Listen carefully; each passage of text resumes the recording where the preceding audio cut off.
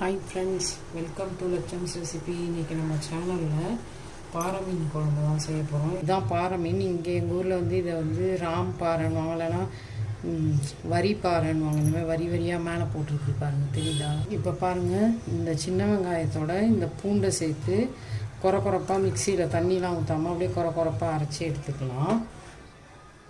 இந்த 2 தக்காளியவும் தனியாக அரைச்சி எடுத்துக்கலாம்.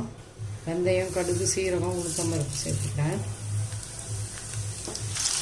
இப்போ இந்த அரைச்ச வெங்காயம், பூண்டு இருக்குல்ல, அதை சேர்த்து வதக்கலாம். கூடவே இந்த தக்காளி அரைச்சி வச்சுருக்கோம், அதை சேர்த்துக்கலாம். அளவுக்கு காஷ்மீரி சில்லி சேர்க்குறேன். 3 டேபிள் ஸ்பூன் அளவுக்கு சேர்த்துக்கிறேன். நீங்கள் உங்கள் காரத்துக்கு அந்த மாதிரி சேர்த்துக்கோ. 1 டேபிள் ஸ்பூன் அளவுக்கு கல் உப்பு சேர்க்குறேன். இந்த மீன் குழம்புக்கு தேவையான கரைச்சி வச்சுருக்காங்க புளியை அதில் வடிகட்டிக்கலாம். நல்லா கொதிச்சு வரட்டும், பார்க்கலாம்.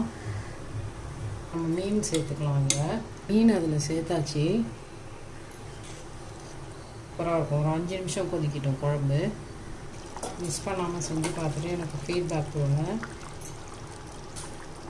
சூப்பரான சுவையில் பாறை மீன் குழம்பு ரெடி ஆகிடுச்சு. லட்சம்ஸ் ரெசிபியை லைக் பண்ணுங்கள், ஷேர் பண்ணுங்கள், சப்ஸ்கிரைப் பண்ணுங்கள்.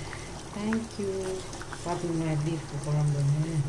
2 கருவேப்பிலை வாசனைக்கு சேர்த்துக்கிட்டு ஸ்டவ் ஆஃப் பண்ணிடுறேன்.